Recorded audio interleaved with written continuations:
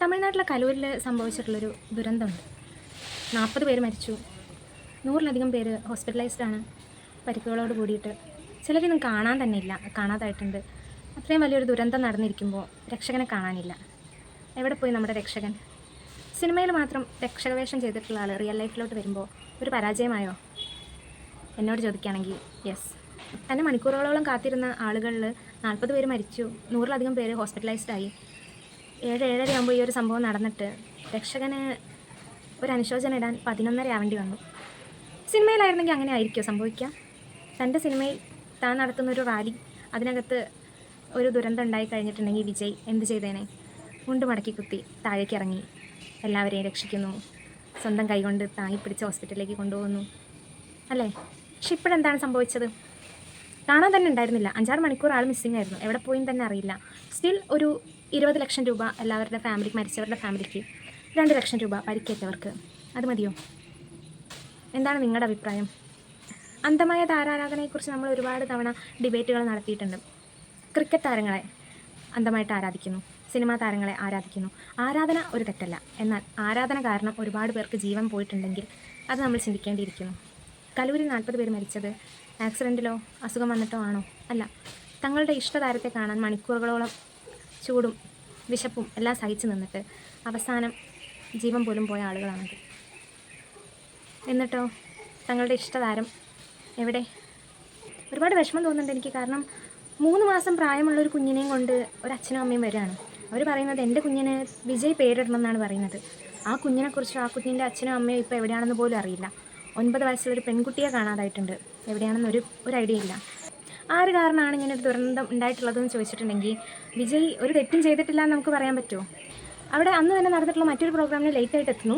നമ്മൾ മനുഷ്യന്മാരാണ്, നമ്മൾ നേരം വൈകിയൊക്കെ എത്തും. പക്ഷേ 3 മണിക്ക് വെച്ചൊരു പ്രോഗ്രാമിന് 3:30 ആകാം, 4 മണിയാകാം, 7 മണിക്ക് എത്തിയെന്ന് പറയുമ്പോൾ അതിൻ്റെ ഉദ്ദേശശുദ്ധി എന്താണ് അറിയില്ല. അത് രക്ഷകൻ വരുമ്പോൾ രക്ഷകന് ചുറ്റും ഒരുപാട് ആളുകൾ ഉണ്ടായിരിക്കും, അല്ലെങ്കിൽ മോശമാവാൻ പാടില്ല. അത് കാരണം എത്ര ലേറ്റ് ആകുന്നോ അത്രയും ആളുകൾ എത്തും എന്നുള്ള ഒരു അങ്ങനെയുള്ളൊരു ചിന്തയിലൂടെ ആയിരിക്കില്ലേ വിജയ് വൈകി എത്തിയത്. 3 മണിക്ക് വരേണ്ട ഒരാൾ 7 മണിക്ക് എത്തുകയെന്ന് പറയുമ്പോൾ അതൊരു തെറ്റാണ്. അപ്പോൾ FIRൽ കൃത്യമായിട്ട് പറയുന്നുണ്ട്, മനഃപൂർവ്വം വൈകി വന്നു. എത്തിയപ്പോഴോ ഒരു 7 മണിക്ക് എത്തിയപ്പോൾ തന്നെ പുറത്തേക്ക് ഇറങ്ങുന്നുണ്ടായിരുന്നില്ല. കുറേ നേരം അതിൽ തന്നെ കാരവാനിൽ തന്നെ ഇരിക്കുന്നുണ്ടായിരുന്നു. പിന്നെ പ്രസംഗം തുടങ്ങുമ്പോൾ നമ്മൾ ചുറ്റും നോക്കുമ്പോൾ നമുക്കറിയാം ചുറ്റുള്ള കണ്ടീഷൻ എങ്ങനെയാണ്, ചുറ്റും എന്താണ് അവസ്ഥ എന്നറിയാം. ചുറ്റുള്ള ആളുകൾ കുഴഞ്ഞു വീണുകൊണ്ടിരിക്കുമ്പോൾ ബോട്ടിൽ എറിഞ്ഞു കൊടുക്കുന്നു. അങ്ങനെ അത്രയും പേര് നിൽക്കുന്നൊരു സ്ഥലത്തേക്ക് എല്ലാവരും ക്ഷീണിച്ച് നിൽക്കരുത്. അത്രയും ചൂട്, അത്രയും ബഹളമുള്ളൊരു സ്ഥലത്ത് എല്ലാവരും ഒരുപോലെ തന്നെ ക്ഷീണിച്ച് നിൽക്കരുത്. നമ്മുടെ നാട്ടിലൊക്കെ പരിപാടി, അല്ലെങ്കിൽ നമ്മളിപ്പോൾ പാർട്ടി പരിപാടികളൊക്കെ നോക്കി കഴിഞ്ഞാൽ ബോട്ടിൽ വെള്ളം കൃത്യമായിട്ടുള്ള സ്ഥലങ്ങളിൽ വെച്ചിട്ടുണ്ടാകും. നമ്മൾ പ്രൊവൈഡ് ചെയ്യും. ആരാണോ പ്രോഗ്രാം നടത്തുന്നത് അവർ വെള്ളം, ബേസിക് ആയിട്ടുള്ള നമുക്ക് ആവശ്യമായിട്ടുള്ള സാധനമാണ് വെള്ളം, അത് നമ്മൾ പ്രൊവൈഡ് ചെയ്യും. ഈ ഒരു പ്രോഗ്രാമിന് വെള്ളം പോയിട്ട് ഒന്നും കൊടുത്തിട്ടില്ല എന്ന് മാത്രമല്ല, അത്രയും പേര് നിൽക്കുന്ന ഒരു സ്ഥലത്തേക്ക് വിജയ് വലിയ കാര്യം പോലെ വെള്ളം എറിഞ്ഞു കൊടുക്കുകയാണ്. അത് എറിഞ്ഞു കൊടുക്കുമ്പോൾ എല്ലാവർക്കും തന്നെ വെള്ളം വേണം. അപ്പോൾ അത് ക്യാച്ച് ചെയ്യാൻ ആളുകൾ നോക്കും. അവിടെ ഒരു സ്ട്രെസ്ഫുൾ ആയിട്ടുള്ളൊരു അറ്റ്മോസ്ഫിയർ ഉണ്ടാവുമെന്ന് അറിയുന്ന ഒരാളാണ് അത് ചെയ്യുന്നത്. എന്നിട്ടും പിന്നെ ഇത് കാണുമ്പോഴും, ഓരോരുത്തരായിട്ട് വീണുകൊണ്ടിരിക്കുന്നത് കാണുമ്പോഴും അദ്ദേഹം ചെയ്യുന്നത് ഗവൺമെൻറ്റിനും കുറ്റം പറഞ്ഞുകൊണ്ടിരിക്കുകയാണ്. അപ്പോൾ രക്ഷകന് മനസ്സിൽ തൻ്റെ ചുറ്റും നിൽക്കുന്ന ആളുകളോടൊരു സിമ്പതിയോ അവരെക്കുറിച്ചുള്ള ഒരു കെയറോ ഒന്നും വന്നിട്ടില്ല. സിനിമയിൽ മാത്രമേ ഉള്ളൂ രക്ഷകൻ.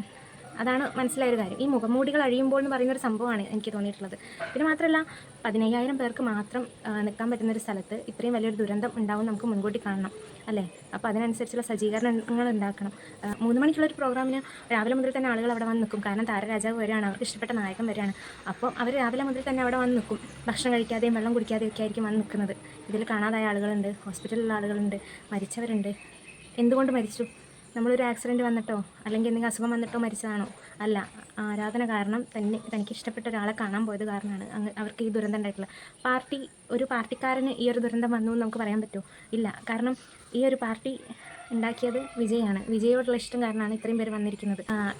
ഒരു ആളോടുള്ള വെറുപ്പോ ഒന്നും കാരണമല്ല ഞാൻ ഈ വീഡിയോ ചെയ്യുന്നത്. വിജയുടെ സിനിമകൾ എനിക്കിഷ്ടമാണ്, ഒരുപാട് ഇഷ്ടപ്പെട്ടിട്ടുണ്ട്. പക്ഷേ ഈ ഒരു കാര്യത്തിൽ വിജയ് തെറ്റുകാരനാണെന്ന് തന്നെ 100% എനിക്ക് തോന്നുന്നുണ്ട്.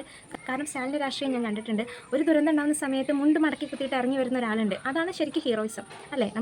നമ്മുടെ ആളുകൾക്കൊരു പ്രശ്നം വരുമ്പോൾ ഇറങ്ങി ചെല്ലുന്നതാണ് ഹീറോയിസം. വിജയുടെ സിനിമയിലാണ് ഇത് നടന്നിട്ടുണ്ടായിരുന്നതെങ്കിൽ വിജയ് ആ കാരവാൻ്റെ മുകളിൽ നിന്ന് ചാടി ഇറങ്ങുന്ന ഒരു സീൻ നമുക്ക് പ്രതീക്ഷിക്കായിരുന്നു അല്ലേ? അതുപോലെ തന്നെ ആ ഒരു ഇത് കഴിഞ്ഞിട്ട് വിജയ് സിനിമയിലായിരുന്നെങ്കിൽ വിജയ് അപ്പോൾ ഹോസ്പിറ്റലിൽ ഉണ്ടായേനെ. അവരുടെ കൂടെ നിൽക്കുന്നു, അവരെ സഹായിക്കുന്നു. കംപ്ലീറ്റ്ലി ആൾ ഇന്നസെൻ്റ് ആണെന്ന് പറയാൻ പറ്റുമോ?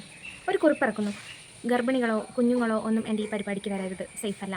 എന്ന് പറഞ്ഞൊരു കുറിപ്പിറക്കി. ഞാൻ ആദ്യമേ പറഞ്ഞതാണ് ഇങ്ങനെയൊരു സംഭവം ഉണ്ടാകും എന്നൊരു കുറിപ്പിറക്കിയാൽ തീരുന്ന കാര്യമാണോ ഇത്? താൻ നടത്തുന്ന ഒരു പ്രോഗ്രാമിൽ ആൾക്കൂട്ടം ഉണ്ടാകുമെന്നും അവിടെ ഒരു അപകട സാധ്യത ഉണ്ടെന്നും മനസ്സിലാക്കിയിട്ട് തന്നെ ആയിരിക്കുമല്ലോ തുടക്കം തന്നെ അങ്ങനെ ഒരു കുറിപ്പിറക്കിയത്. ഗർഭിണികളോ കുഞ്ഞുങ്ങളോ ഈ ഒരു പ്രോഗ്രാമിൽ പങ്കെടുക്കരുത് എന്ന്. അപ്പോൾ അങ്ങനെ ഒരു ചിന്ത ആളുടെ മനസ്സിലുണ്ടായിരുന്നെങ്കിൽ മതിയായ സജ്ജീകരണങ്ങളുണ്ടോ എന്ന് ഉറപ്പ് വരുത്തേണ്ടിയിരുന്നു അല്ലേ? മുൻപ് നമ്മൾ കണ്ടിട്ടുണ്ട്, അല്ലു അർജുനെതിരെ ഒരു കേസ് വന്നത് കണ്ടിട്ടുണ്ട്, ഒരമ്മ മരിച്ചപ്പോൾ. അതുപോലെ തന്നെ ഈ താരാരാധനയുടെ കുറേ അധികം വേർഷൻസ് നമ്മൾ കണ്ടിട്ടുണ്ട്. സണ്ണി ലിയോണി കേരളത്തിൽ വന്നിരുന്നു, അപ്പോൾ എന്താ ഉണ്ടായെന്ന് കണ്ടതാണ്.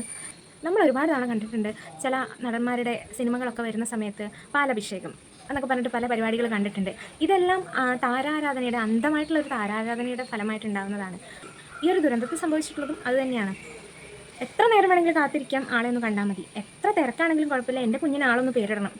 അങ്ങനെ ഒരു ഇഷ്ടം കൊണ്ട് ആരാധന കൊണ്ട് വന്നു നിന്ന ആളുകൾക്കാണ് ഇത്രയും വലിയൊരു ദുരന്തം ഉണ്ടായിരിക്കുന്നത്. സ്നേഹിക്കാം, എല്ലാവർക്കും എല്ലാവരെയും സ്നേഹിക്കാം, അന്ധമായി സ്നേഹിക്കരുത്.